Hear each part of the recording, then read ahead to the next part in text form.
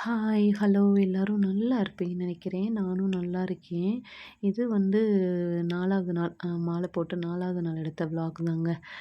ஒரு 6 மணிக்கு தான் எந்திரிச்சேன். ஆனா 6 மணிக்கு எந்திரிச்சு ஒரு 6:05, 6:10க்கு தான் கோலம் போட ஆரம்பிச்சேன் வாச தெளிச்சுட்டு.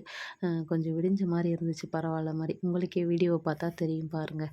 ஸோ கோலத்த போட்டுட்டு சிம்பிளா ஒரு சிக்கு கோலம் தாங்க போட்டேன். எனக்கு பொதுவா அந்த சிக்கு கோலத்துலலாம் பெரிய ஆர்வம்லாம் இல்லங்க. அ போடுவேன். ஒரு கோலத்த பார்த்தா போடுவேன்.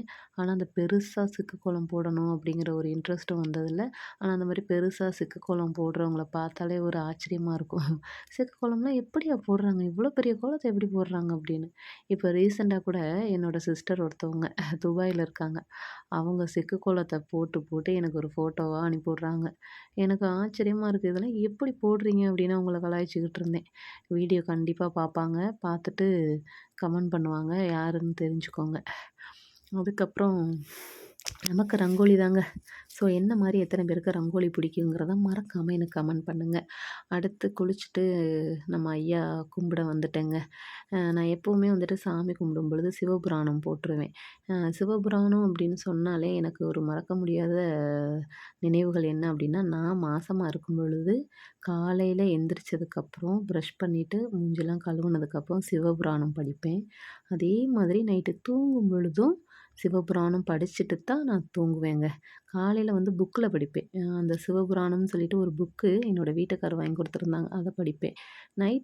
நைட்டு தூங்கும் பொழுது வந்து ஃபோன்ல போட்டு விட்டுட்டு கேட்டுக்கிட்டே படுத்திருப்பேன்.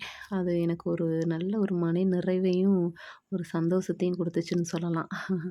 அதுக்கப்புறம் ஆஃப்டர் டெலிவரி நம்ம குழந்தை பார்த்துக்கிட்டு அது அந்த மெயின்டனன்ஸ் அதனால என்னால பார்க்க முடியல, படிக்கவும் முடியல. எப்போவாச்சும் அப்பப்போ பிரதோஷம் அப்பலாம் கேட்பேன். ஆனா இப்ப மாலை போட்டனால எனக்கு ஒரு வாய்ப்பு வந்து எப்படின்னா, காலையில சாமி கும்பிடும் பொழுது போட்டு விட்டுருவேன் சிவபுராணம். போட்டுவிட்டு அந்த பாட்டு ஐயாவோட பாடல கேட்டுக்கிட்டே தான் நான் சாமி கும்பிட ஆரம்பிப்பேன். அது என்னமோ ஒரு காலையிலே நல்ல ஒரு தொடக்கமா இருக்குது எனக்கு. நான் வந்து ஒரு எப்படி சொல்றதுன்னா, சிவன் வந்து நான் வந்து என்னோட வீட்டுக்காரனால நான் சிவன் கும்பிட ஆரம்பிச்சேங்க. ஆனா இப்போ சிவன் தான் எல்லாமே எனக்கு சிவன் அப்படிங்கிற மாரி ஆயிட்டாப்ல. அதனால இந்த வருஷம் வருஷமும் மாலை போட்டிருக்கேன். நல்லபடியா கோயிலுக்கு போயிட்டு வரணும். நினச்சதெல்லாம் நடக்கணும்னு வேண்டிக்கிறேன்.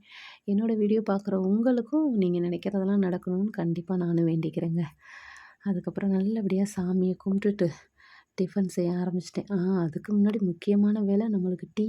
டீயும் போட்டு குடிச்சுட்டேன். ஆரோக்கிய பால் தாங்க வாங்குறது. ஏன்னா முகிக்கு வந்து பாலு குடுக்க ஆரம்பிச்சதுலேருந்தே ஆரோக்கியா தான். அதனால ஆரோக்கிய பால் தான் யூஸ் பண்றது. டீலாம் போட்டு குடிச்சுட்டு டிஃபன் செய்ய ஆரம்பிச்சுட்டேன். கல்யாணம் ஆகி 3 வருஷம் ஆச்சு.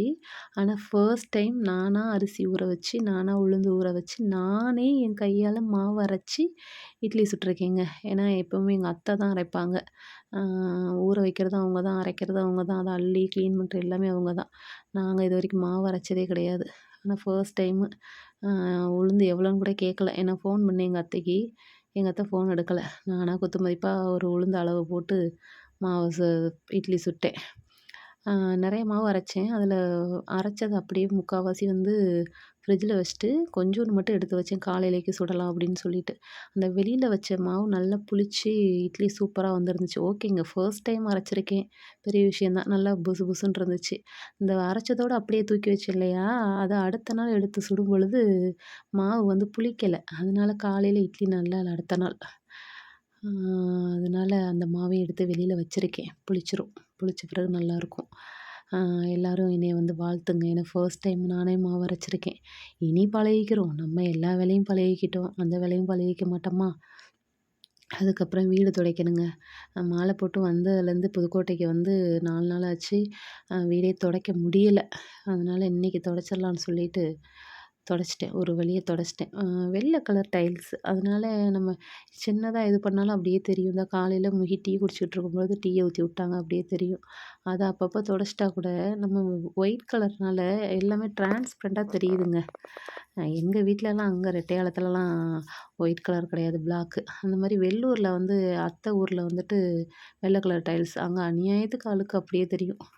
இருந்தாலும் இது இந்த ஒயிட் கலர் எதுக்கு அப்படின்னா, நம்ம வீட்ட வந்து எப்பவுமே கிளீனா வச்சுக்கணும் அப்படிங்கிறத எடுத்து சொல்றாங்க. எல்லாரும் தெரிஞ்சுக்கோங்க. அதுக்கப்புறம் மதியம் லஞ்சும் ரெடி பண்ணியாச்சுங்க. இந்த விளாக் இப்படிதாங்க போணுச்சு.